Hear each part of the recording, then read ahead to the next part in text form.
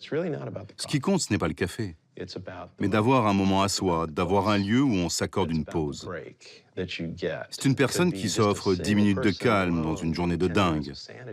Mais ce sont ces 10 minutes à elle.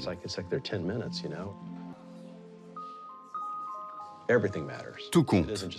Ce n'est pas seulement la boisson ou le lieu, c'est la propreté des toilettes, la façon dont vous êtes accueilli dans la minute où vous entrez. C'est une approche globale, on ne doit pas lésiner sur les moyens.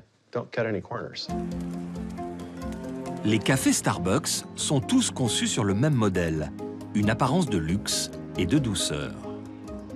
Volontairement, les clients ne sont pas les uns sur les autres, comme si gâcher de l'espace n'avait pas d'importance.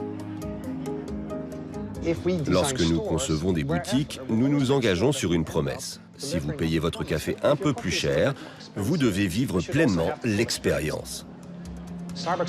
Starbucks est l'un des premiers à avoir installé des fauteuils, des canapés moelleux dans lesquels les gens ont envie de rester. Starbucks a un principe. Ils ne mettent jamais personne dehors.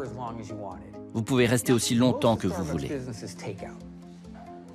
C'est parce qu'en fait, l'essentiel de leur vente est à emporter. D'autre part, cela ressemble à un cadeau. Oh, je peux rester aussi longtemps que je veux. Cette marque est géniale. Starbucks adore que des gens d'apparence aisée, bien habillés, restent là pendant des heures sur leur téléphone ou leur ordinateur. Parce qu'ils font partie de la déco. Nous vivons une époque où les Américains se retranchent chez eux, dans des résidences sécurisées. Il y a une peur profonde de l'espace public aux États-Unis. Mais les gens ne sont pas totalement heureux avec ce repli. Et je pense que cela, Starbucks l'a compris. En fait, Starbucks a utilisé la sémantique du troisième lieu et le désir des Américains pour ce troisième lieu sans le créer réellement. Ils ont inventé le café où on est seul, mais en public. Vous avez besoin que votre boisson soit préparée rapidement et vous soit donnée rapidement. Donc oui, on est dans la rapidité de service. En revanche, la volonté de Starbucks, c'est d'avoir des connexions avec les clients. On essaie d'amener cette connexion, cette chaleur humaine qui va faire que oui, ce sera rapide, mais au moins vous aurez l'impression d'avoir un vrai contact avec quelqu'un. Un rapport personnalisé qui valorise le client et lui fait du bien. C'est sur cette promesse que Starbucks a élaboré son marketing.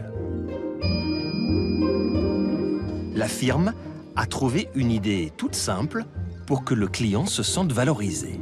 Je pourrais avoir votre prénom, monsieur? Florent, tenez. Je pourrais avoir votre prénom? Maya? Merci. Ils ne veulent pas dire « Numéro 26, votre boisson est prête ». Ils ne veulent pas que vous vous sentiez déshumanisé, mais que vous vous sentiez reconnu. Ils disent « Luc, votre boisson est prête ». C'est quoi votre prénom? Vous vous souvenez de votre prénom quand même? Ça va m'arriver. C'est une noisette caramel en voyant.